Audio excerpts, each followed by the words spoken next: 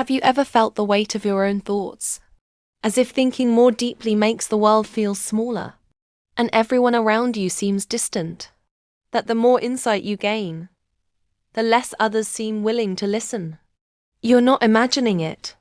History shows us that society has always been cautious, sometimes outright hostile toward those who think beyond the ordinary. Not because they are wrong, but because they see truths that others are not ready to face. From ancient philosophers to modern innovators, the story is always the same. Extraordinary minds provoke discomfort, and discomfort, as we all know, can breed resistance. Today, we're exploring why this happens, what it tells us about human nature, and how deep thinkers can navigate a world that often fears intelligence. Consider this. When you encounter someone physically strong, it inspires admiration rather than fear. When you meet someone wealthy, you might feel envy but rarely personal threat. Intelligence, however, is different. Psychologists call this the mirror effect. A deep thinker doesn't just present ideas. They hold up a reflection of what those around them lack, intentionally or not. This reflection is uncomfortable.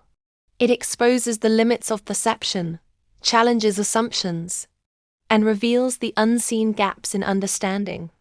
Even silence from a deep thinker can feel like a mirror, reflecting the insecurities of others. Intelligence touches identity. Our beliefs, judgments, and values are core to how we define ourselves.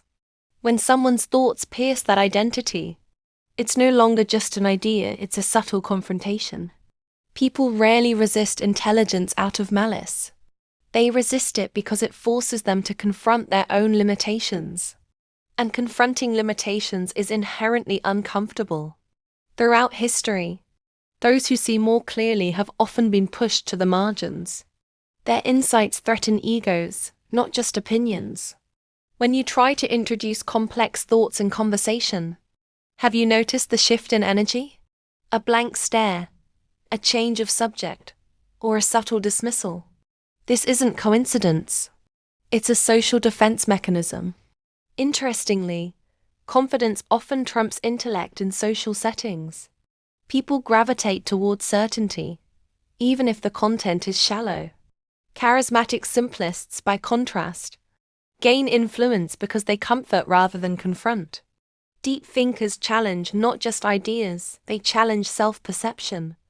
And humans, by evolution, prioritize social cohesion over intellectual honesty. Neuroscience provides insight into why intelligence triggers unease. When people feel intellectually outmatched, the amygdala, the brain's threat detection center, lights up, signaling danger. Evolutionarily, social exclusion was life-threatening. Our ancestors survived by belonging to the group. Being ostracized could mean vulnerability or death. Thus, when a deeply intelligent person enters a room, they disrupt a delicate social equilibrium. They challenge assumptions, exposing consistencies, and unintentionally threaten the social hierarchy. This explains why deep thinkers often feel isolated, not because they lack social skills, but because society unconsciously pushes them to the periphery. Human psychology compounds this resistance. Several cognitive biases explain why society often rejects intellectual challenge. People with limited knowledge overestimate their competence, while those with higher intelligence doubt themselves. The brain favors familiar ideas over disruptive truths, and when confronted with information that contradicts their beliefs, people often double down rather than reconsider. Add modern social media to the mix, and the problem escalates. Algorithms reward engagement over insight. Sensationalist content spreads faster than nuance. Complexity takes time to process, while bite-sized controversy is instant, emotionally charged, and infinitely shareable. Arthur Schopenhauer, one of the most uncompromising philosophers, described intelligence as a double-edged sword. While it allows us to perceive reality with clarity, it separates us from those satisfied with comfort and illusion. He argued that the intelligent mind inevitably collides with the world's superficiality, leading to loneliness. Schopenhauer contrasted the will to live, which drives most humans toward pleasure, comfort, and survival, with the will to truth, which drives the deep thinker to pursue understanding, even if it leads to discomfort or social alienation. The result is often a paradox.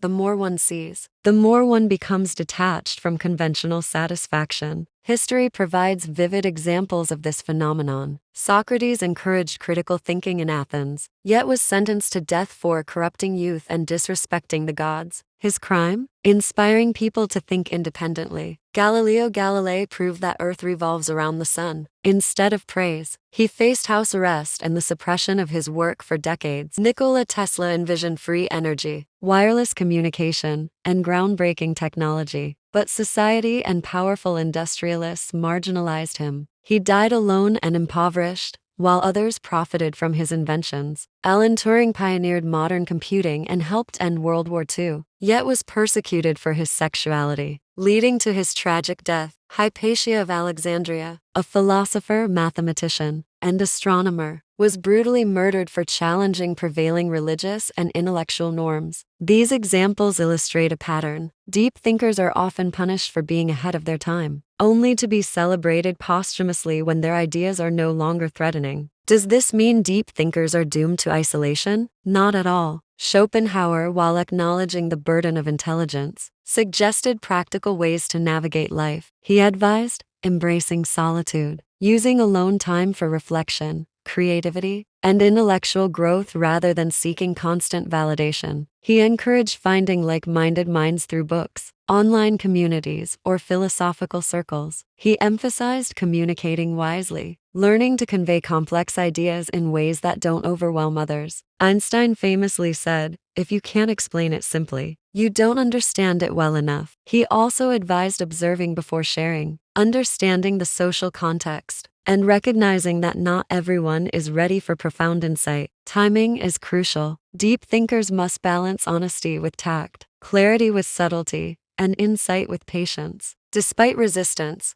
society depends on deep thinkers. They challenge assumptions, question the status quo, and push humanity toward progress. Without them, innovation, science, and philosophy would stagnate. Being misunderstood or isolated is not a sign of failure. It is a testament to the power of independent thought. Deep thinkers see what others overlook, anticipate consequences, and imagine possibilities that the majority cannot. While discomfort may greet them, the impact of their insights shapes the course of civilization. If you've ever felt isolated by your thoughts, know this: your perspective is not a flaw. It is a gift, albeit a demanding one. Society may resist your insight, but history shows that truth eventually shines, and those who see deeply leave a lasting mark. Remember, you don't need everyone to understand you, only the right minds. Seek clarity, nurture depth, and stay true to your vision. Your thoughts may be lonely now, but they carry the potential to illuminate the world. So,